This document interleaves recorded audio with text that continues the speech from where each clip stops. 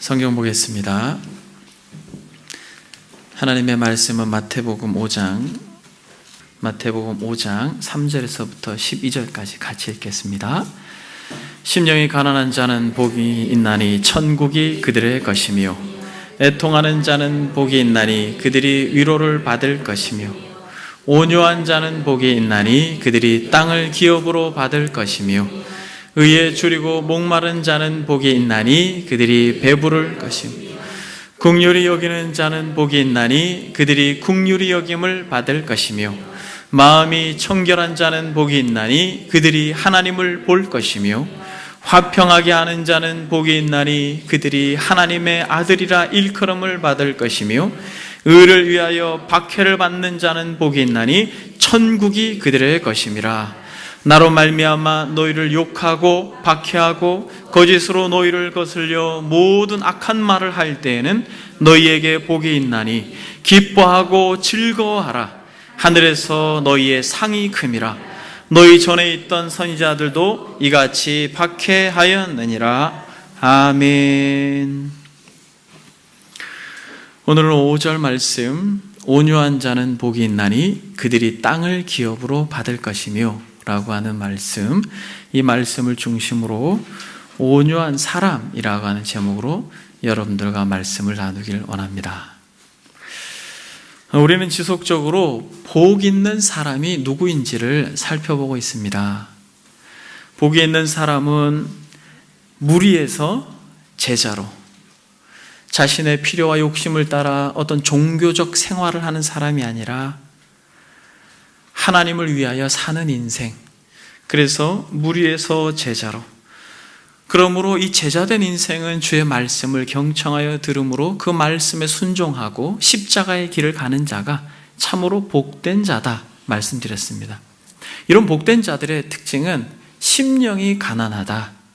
그리고 이 심령이 가난해진 상태, 마치 파산한 자와 같이 아무것도 없는 정말 자신 안에는 선이라고 하는 것을, 하나님의 의라고 하는 것을 찾아볼 수 없는 너무나도 비참한 상태인지를 깨닫는 자가 결국에는 애통함으로 나아간다, 이렇게 말씀을 드렸습니다. 그래서 이 심령이 가난한 자는 애통함으로 나아가 그 찢어지는 울부짖음 가운데에 그 상한 마음으로 하늘로부터 말할 수 없는 위로의 은혜가 스며들어가서 천국의 은혜를 누리는 자다라고 지난 시간까지 말씀을 드렸습니다. 그럼 여러분, 오늘은 저와 여러분들과 온유한 사람은 어떤 사람인가, 그 사람에 대해서 말씀을 나누기 원합니다. 온유한 사람은 복된 사람입니다. 왜냐하면 온유한 사람에게는 하나님께서 무엇을 약속하시기 때문에 그렇습니까? 땅을 기업으로 주시겠다고 약속하셨기 때문에 그렇습니다. 그래서 본문에서는 온유한 자는 복이 있나니 그들이 땅을 기업으로 받을 것이며 라고 말하고 있는데, 원어적 순서로는 복되도다 온유한 자요, 그들은 땅을 기업으로 받을 것이기 때문이다 라고 말씀하고 있습니다. 저와 여러분들이 이러한 복된 온유한 자들임을 믿습니다. 사랑하는 여러분, 이 온유한 자들은 즉 자연스럽게 이 땅에서 생기는 성품을 말하는 것이 아니라 천상의 성품, 즉 심령이 가난한 자가 애통함으로 하나님께서 허락하시는 천상의 성품이 온유함인 것이요. 그러니까 온유하지 않은 사람은 절대로 하나님의 나라에 들어갈 수가 없습니다. 이처럼 온유한 마음을 가지고 온유한 삶의 태도를, 그렇게 삶 속에서 사는 인생만이 하나님의 나라를 누리고 하나님의 나라에 들어갈 것입니다. 그런 의미에서 온유함이라고 하는 것은 천상의 성품이에요. 온유함이라고 하는 것은 이 땅을 살아가는 그리스도인들에게서는 절대로 없어서는 안 되는 것입니다. 그래서 이 온유함이라고 하는 것을 참 고상하고 어렵게 파스칼이라고 하는 철학자가 이야기를 했습니다. 어렵게 얘기를 했어요. 한번 여러분 들어보셔요. 자신의 비참을 모르고 하나님을 아는 것은 오만을 낳습니다. 하나님을 모르고 자신의 비참을 아는 것은 절망을 낳습니다. 예수 그리스도를 아는 것은 바로 그 중간입니다. 그 안에서 하나님과 우리의 비참을 동시에 만나기 때문입니다. 하나님과 자신을 동시에 만나서 애통하고, 그러므로 하나님 앞에 소망을 두는 자가 온유한 자입니다 라고 이야기합니다. 어렵죠? 그래요. 쉽게 온유를 설명해야 되는데, 그러므로 온유라고 하는 것은 우리가 흔히 생각하고 있는 이 국어사전적 개념으로서의 온유를 훨씬 넘어섭니다. 이 시간에 성령께서 그의 지혜로 저와 여러분들의 마음 가운데 온유가 무엇인지를 깨닫게 해주시는 은혜가 있기를 바랍니다. 그럼 여러분, 이 시간에는 그 온유가 무엇인가 라고 하는 것을 저와 여러분들이 한번 생각해 보기를 원합니다. 여러분, 온유가 무엇이에요? 온유한 자는 정말 복된 자여서 땅을 기업으로 받아 누리는 자라고 하는데, 그리고 온유는 즉 하나님의 나라로 가는 아름다운 마음의 태도의 성품이라고 하는데, 이 온유가 무엇인가? 그래서 여러분, 온유라고 하는 것은 말 그대로 따뜻할 온, 부드러울 유. 그래서 말과 행동이 따뜻하고 부드러운 것을 온유라고 말합니다. 여러분, 이것은 사전적 의미예요. 그런데 이 온유라고 하는 사전적 의미는 많은 한계가 있습니다. 이것이 성경이 말하고 있는 이 온유라고 하는 헬라어 단어 프라우스를 담아내지 못해요.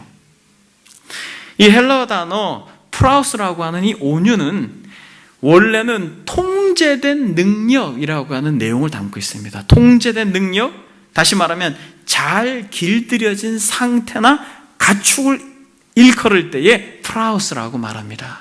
예를 들어서 자녀들을 길러본 사람들은 잘 알 거예요. 혹시 여러분들의 어린 자녀가 열이 펄펄 끓어요, 밤중에. 그러면 어떻게 합니까? 병원에도 갈 수 없어요.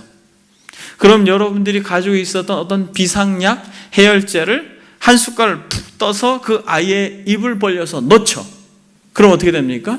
너무 뜨거워서 보채고 열이 많았던 그 자녀가 조금 시간이 지나면 그 열이 식고 다스려지고 통제가 되잖아요. 그럼 시간이 지나서 그 자녀가 새근새근 다시 곤하게 잠이 들죠. 여러분, 경험해 보셨습니까? 자녀를 가진 분들은 대부분 한 번 이상은 다 경험을 해 보셨을 것이에요. 그때의 그 아이가 열이 통제된 상태에서 새근새근 잠들어 있는 모습을 보면서 뭐라고 말해요? 프라우스, 이렇게 말한다는 것입니다. 통제된 상태, 무엇이? 열이, 혈기가. 근데 이 단어가 제일 많이 사용되었던 용례는 어떤 용례냐면, 야생에서 짐승을 하나 잡았습니다. 말을 하나 잡았어요. 그래서 이 야생말을 이 조련사에게 맡겼습니다. 그래서 시간이 지났어요. 그래서 당근을 주기도 하고 때로는 채찍으로 그 말을 길들입니다. 그렇게 말 길들이는 그 순간에 시간이 한참 지났어요. 시간이 지나가지고 와서 조련사가 길들여 놓은 말을 보니까 가라! 하니까 막 탁탁탁탁탁 달려요. 서라! 딱 그러니까 딱 멈춰요. 이야, 이 야생마, 강한 힘이 있지만은 그렇게 통제되어지지 않았던 이 야생마가 잘 길들여져 있는 상태를 보고 뭐라고 말합니까? 브라우스, 이렇게 말하는 거죠.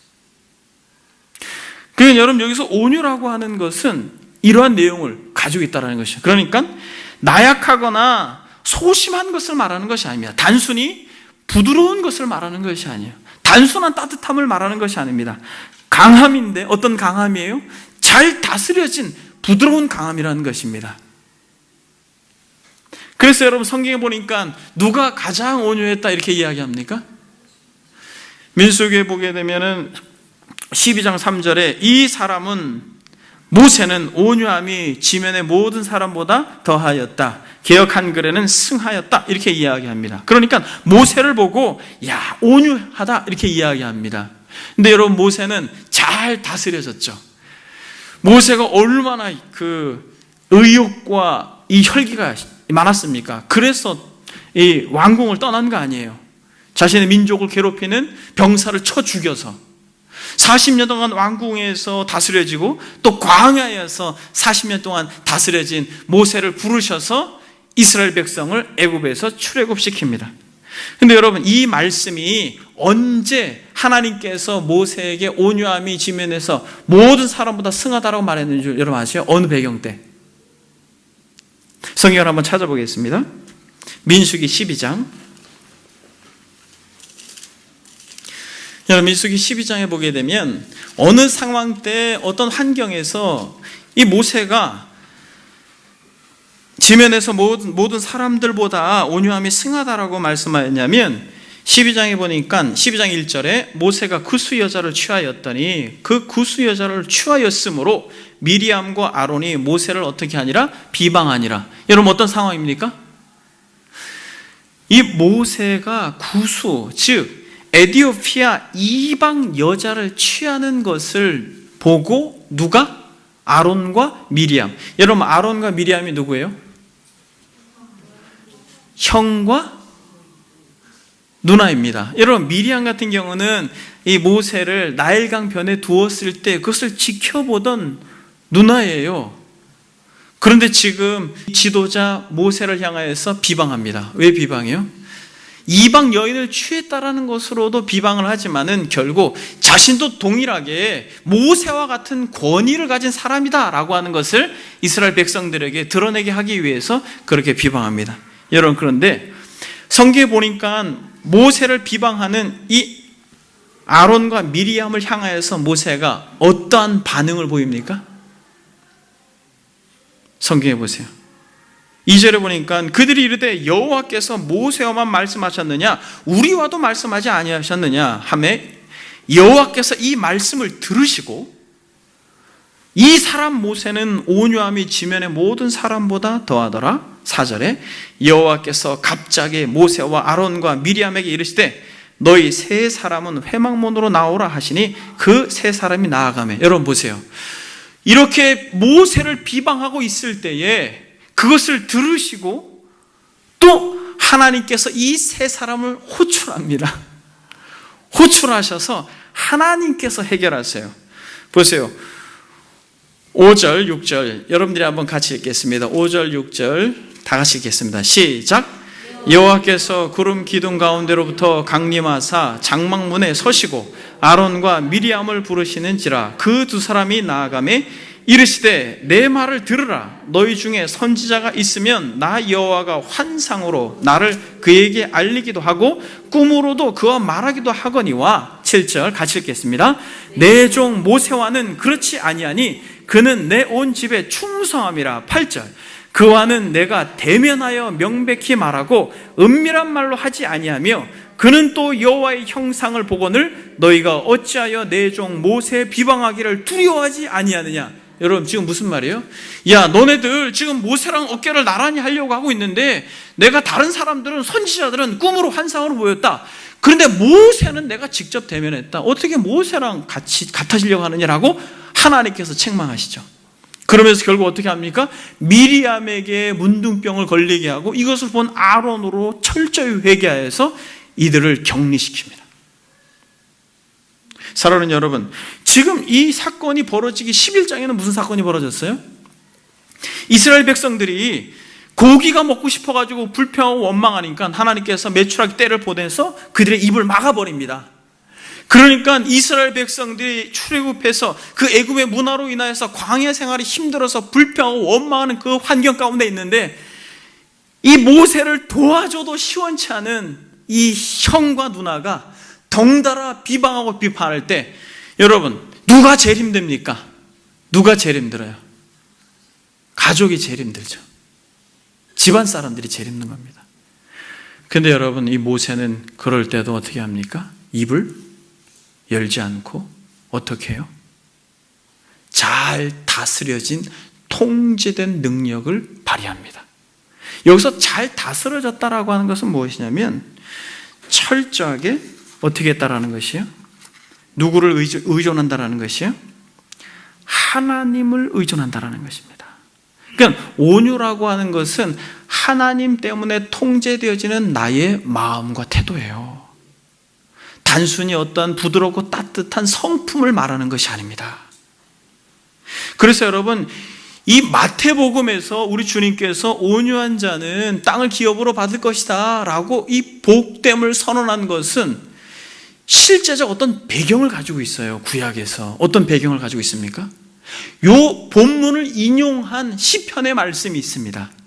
요 시편은 온유함이 무엇인지 정의를 분명하게 해요. 시편 몇 편입니까? 37편을 한번 보겠습니다. 시편 37편에 보게 되면 다윗의 시가 나옵니다. 주님께서 이 다윗의 시를 인용하면서 하신 말씀이에요. 37편 11절. 저희들이 같이 읽겠습니다. 37편 11절 시작. 그러나 온유한 자들은 땅을 차지하며 풍성한 화평으로 즐거워하리로다. 본문에서 온유한 자들은 땅을 차지하며 풍성한 화평으로 즐거워하리라 라고 말하고 있죠. 22절 여러분들이 읽겠습니다. 37편 22절 시작. 주의 복을 받은 자들은 땅을 차지하고 주의 저주를 받은 자들은 끊어지리라. 여러분 이 두 가지를 합치면 바로 마태복음 5장 5절에 주님께서 하신 말씀이에요. 22절은 주의 복을 받은 자들은 땅을 차지할 것이다 라고 말하고 있죠. 11절은 온유한 자들은 땅을 차지할 거라고 말하고 있죠. 그러니까 복된 자들은 온유한 자들인데 그 온유한 자들은 뭐 할 거라는 거예요? 땅을 차지할 거라고 말하고 있죠. 그러니까 여러분 이 말씀을 인용하고 있는 것인데 실제로 한 절만 더 보겠습니다. 9절 37장 9절 읽겠습니다. 시작. 진실로 악을 행하는 자들은 끊어질 것이나 여호와를 소망하는 자들은 땅을 차지하리로다. 아멘. 여러분 그러니까 복이 있는 자가 온유한 자인데 이 복된 온유한 자는 땅을 차지할 것인데 그가 누구라고 말하고 있습니까? 9절에 보니까 정확하게 이 시인이 말하고 있습니다. 여호와를 소망하는 자가 땅을 차지할 것이다. 사랑하는 여러분, 모세는 여호와를 소망했습니다. 그 사람들의 말할 수 없는 비방과 또 불평과 원망을 듣지만은 그는 철저하게 눈을 닫고 그 마음속에 하늘을 향하여 하나님이 살아계시다, 하나님이 듣고 계시다, 하나님이 보고 계시다 라고 함으로써 그가 그 모든 환경과 상황을 즉각 반응하지 않고 부드러움과 따뜻함을 유지한 상태, 그것이 온유함이라는 것이에요. 그래서 여러분 마치 잘 단련된 강한 말처럼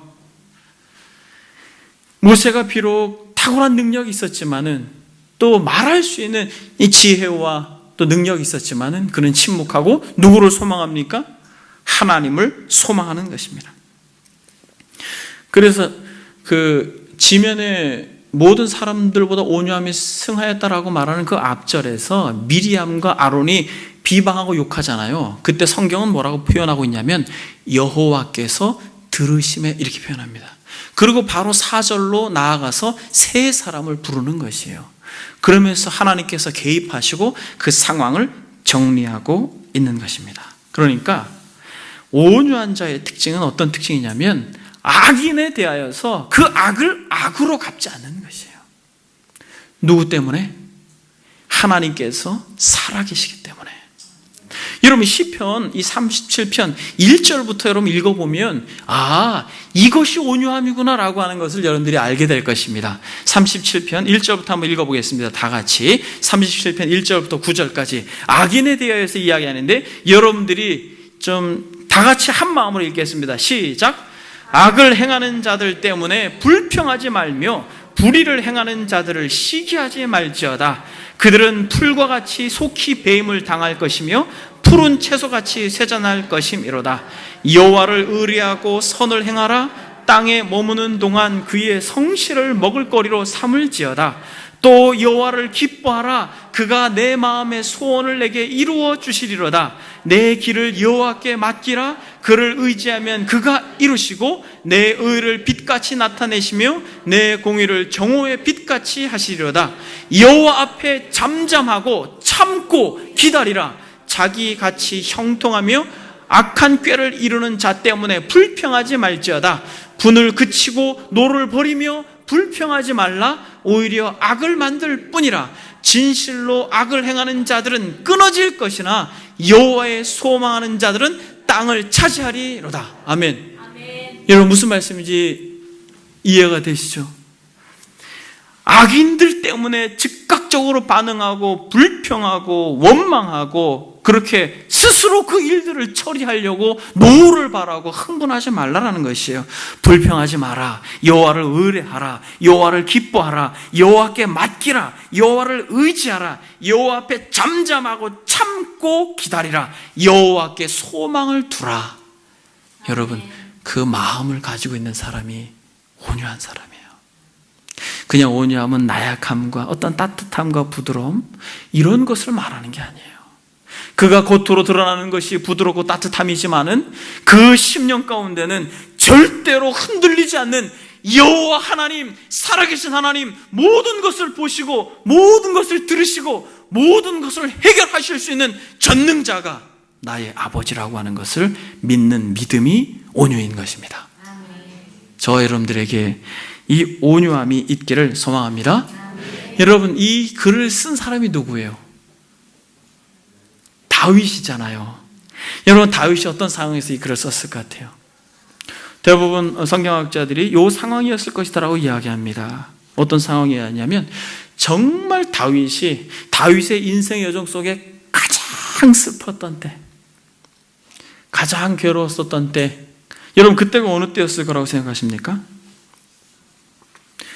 그렇죠, 여러분. 다윗이 사울에게 쫓기고 힘들고 했던 그런 때도 참 고통스럽고 괴로웠지만은 자신의 아들, 너무 사랑했던 압살롬이 반역하여서 예루살렘 그 땅을 떠나서 도망갈 때, 그때가 참 다윗에게 있어서는 말할 수 없는 고통이었고 비참이었습니다. 여러분 성경을 한번 찾아보겠습니다. 사무엘하 16장 한번 보겠습니다. 사무엘하 16장,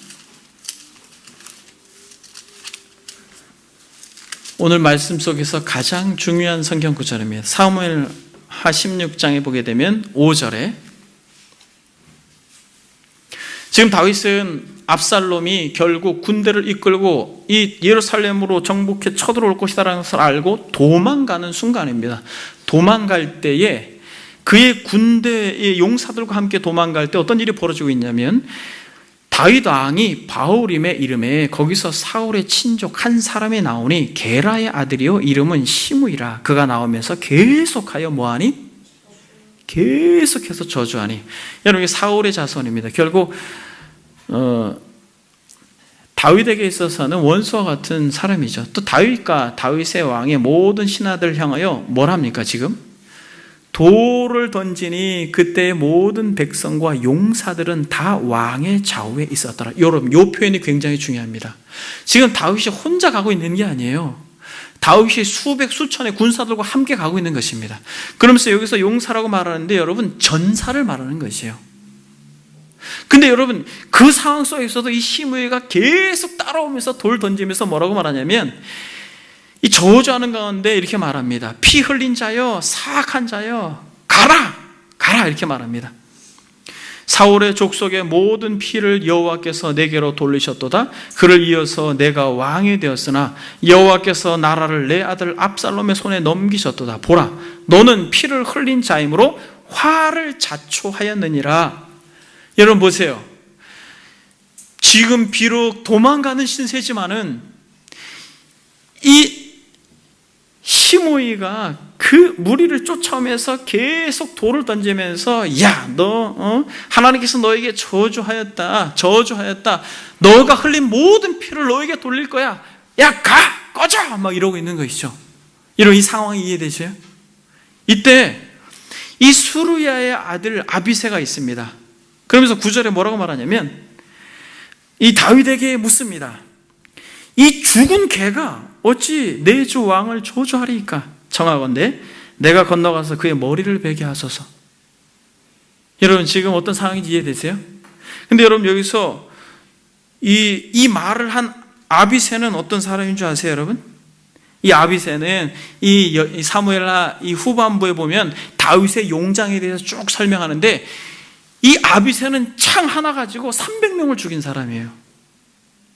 창 하나를 가지고 300명을 죽인 사람. 그러니까 이 개 같은 사람 가가지고 죽이는 건 너무 쉬운 겁니다, 여러분.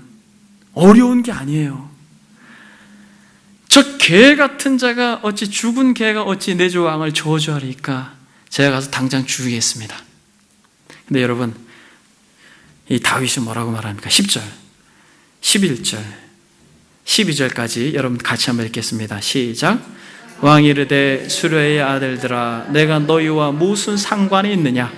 그가 저주하는 것은 여호와께서 그에게 다윗을 저주하라 하심이니 내가 어찌 그리하였느냐 할 자가 누구겠느냐 하고, 또 다윗이 아비새와 모든 신하들에게 이르되 내 몸에서 난 아들도 내 생명을 해하려 하거는 하물며 이 베냐민 사람이랴.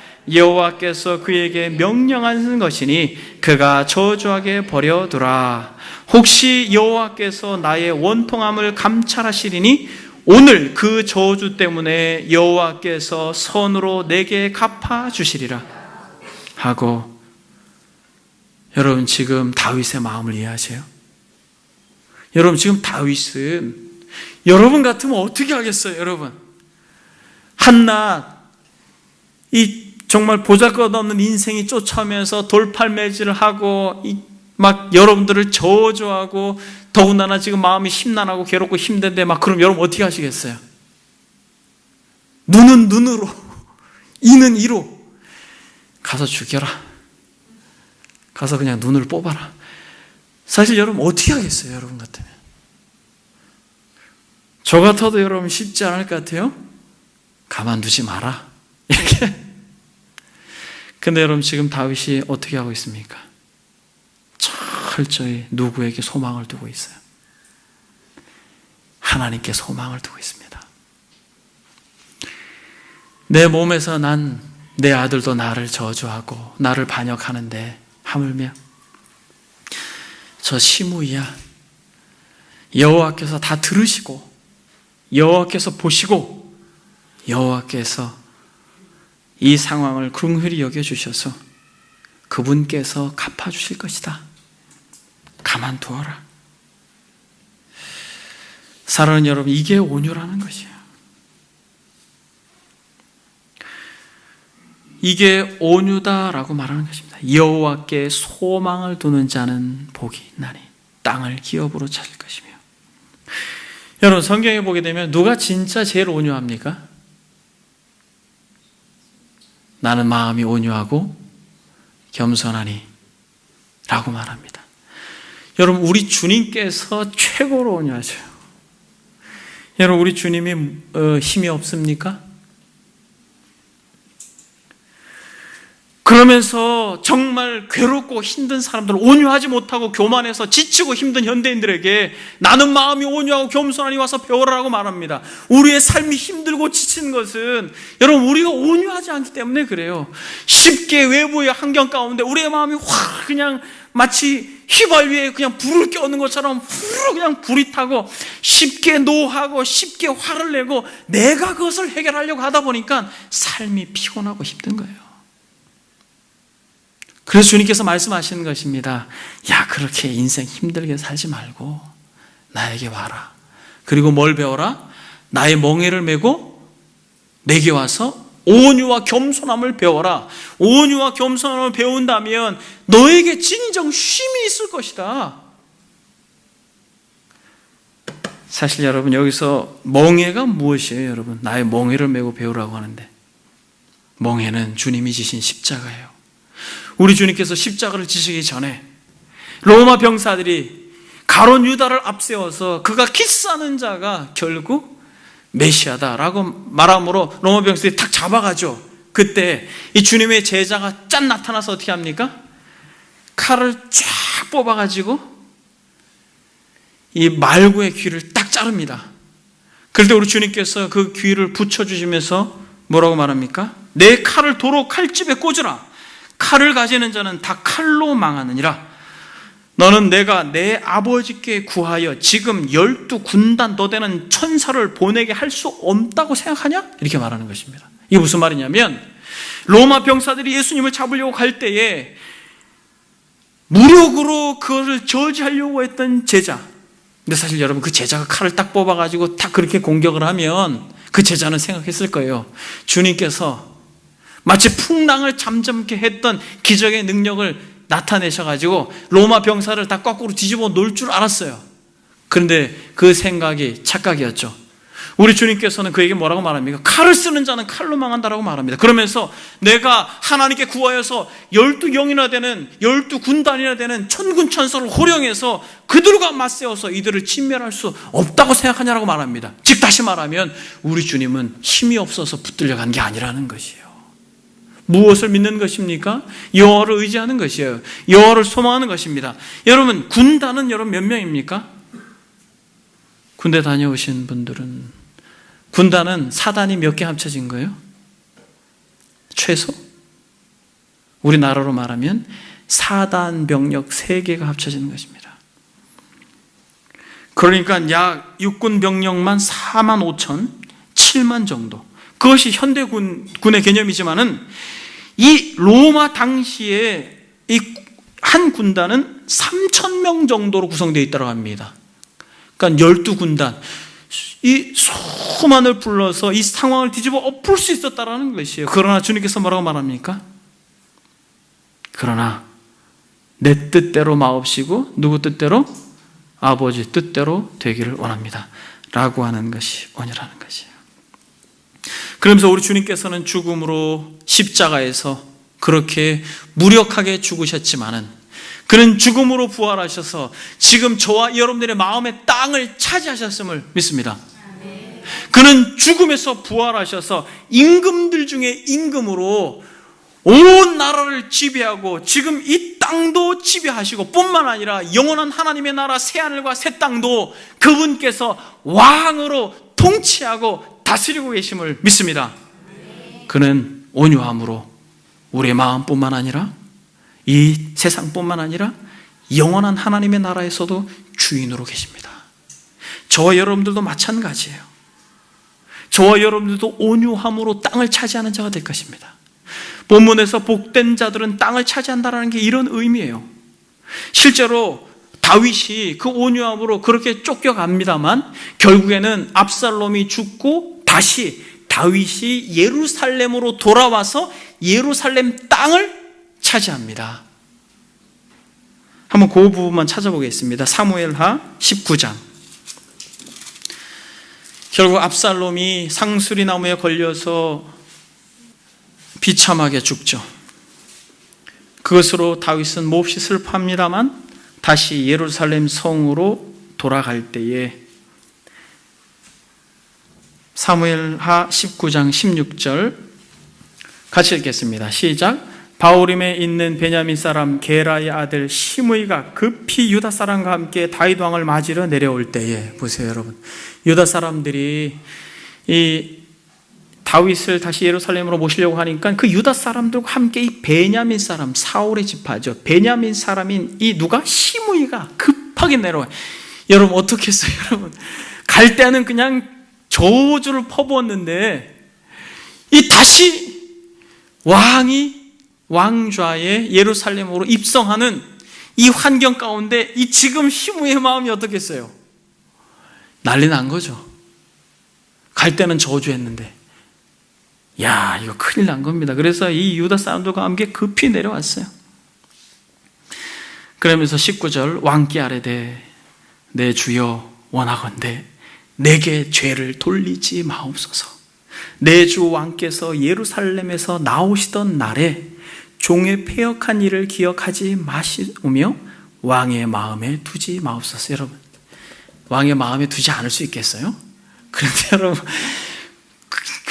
죄송합니다 이러는 거였어요. 기억하지 마세요. 그래서 여러분 잘해야 됩니다. 여러분 우리 잘해야 돼요. 사람들한테 이들이 어떻게 될지 모르는 거예요. 여러분 역전될 수 있어요 인생이. 그러니까 내 주 왕께서 예루살렘에 나오실 때 제가 그때 했던 얘기 그거 기억하지 마세요. 왕의 종 내가 범죄한 줄 아옵기에 오늘 요셉의 온 족속 중 내가 먼저 내려와서 제가 그때 얼마나 잘못했는지 제가 잘 알기 때문에 제가 가만히 있지 못하고 그냥 불이 나게 제가 그냥 제일 먼저 왔습니다. 용서해 주세요 이렇게 이야기하는 거죠. 근데 수리아의 아들 아비새가 또 등장합니다. 뭐라고 말합니까? 시므이가 여호와의 기름 부으신 자를 저주하였으니 그로 말미암아 죽어야 마땅하지 아니하겠습니까? 시므이가 또 그래요. 저놈 죽입시다. 다윗이 뭐라고 말합니까? 다윗이 이르되, 여러분 22절 23절 여러분 같이 읽어보세요.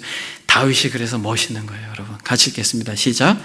다윗이 이르되, 수랴의 아들들아, 내가 너희와 무슨 상관이 있기에 너희가 오늘 나의 원수가 되느냐? 오늘 어찌하여 이스라엘 가운데에서 사람을 죽이겠느냐? 내가 오늘 이스라엘의 왕이 된 것을 내가 알지 못하리요 하고 왕이 시므이에게 이르되 내가 죽지 아니하리라 하시고 그에게 맹세하니라. 이런 뭐라고 말합니까? 내가 죽지 아니하리라 라고 하고 맹세하신다 라고 말씀하고 있습니다. 여러분, 이렇게 온유한 자에게 하나님께서 땅을 주실 것입니다.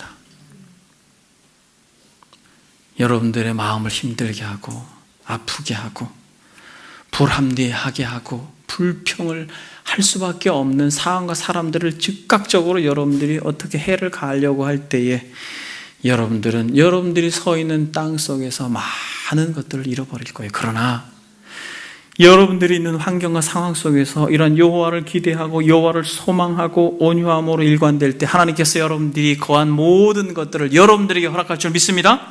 일단 여러분들의 마음부터 하나님께서 여러분들에게 그 마음을 여러분들에게 평강으로 허락해 주시고 여러분들의 가정, 여러분들의 직장, 여러분들의 삶의 터전 속에서 진실로 그리스도와 같이 온유한 인생의 삶을 살아가는 사람에게 그 땅을 허락하여 주실 것을 믿습니다.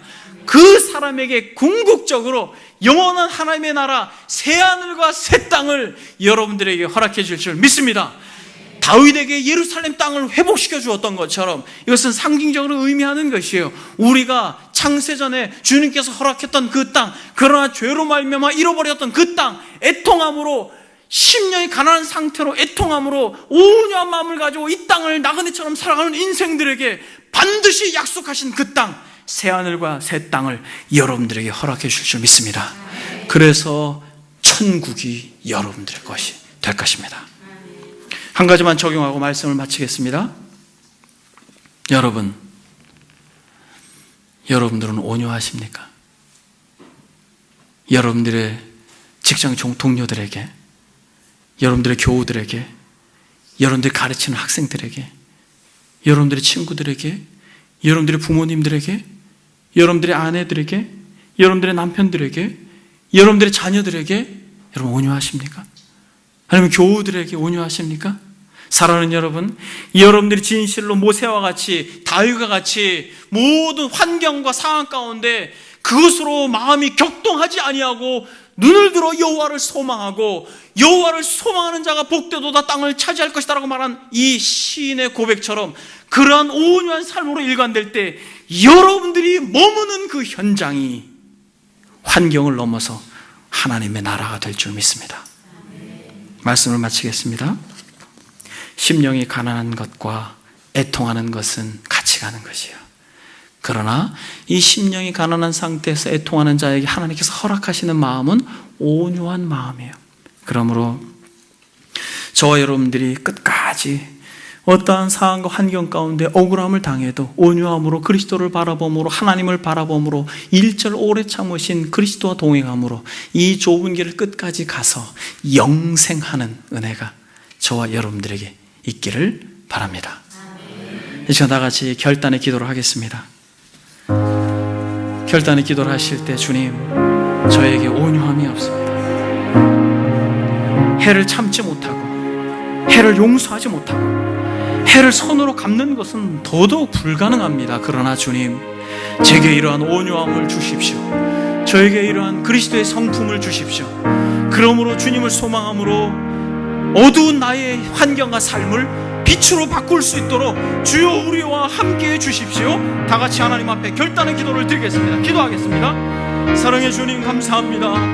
오 주님, 땅을 차지한다라고 하셨는데 우리의 마음도 차지하지 못하는 우리입니다. 우리의 마음도 격정으로 날마다 불안한 것이 우리입니다. 하나, 주여 우리의 마음을 지켜주시고 우리의 가정을 지켜주시고 우리의 직장을 지켜주시고 우리의 교회 공동체를 지켜주시고 우리의 모든 상황과 환경을 지켜주시고 주여 하나님께서 함께해 주셔서 온유한 자가 복되다, 온유한 자가 복되다라고 말씀하셨는 주여 주를 소망하는 자가 무엇인지 주여 우리에게 은혜를 베풀어 주십시오. 주여 주를 소망하는 자가 어떠한 자인지 우리에게 은혜를 베풀어 주십시오. 불평하지 말라, 여호와를 의뢰하라, 여호와를 기뻐하라, 여호와께 맡기라, 여호와를 의지하라, 여호와 앞에 잠잠하고 참고 기다리라, 여호와께 소망을 두자. 주님 그 시인처럼 아버지 하나님의 불평을 멈추고 하나님께 우리의 시선을 두게 하옵소서.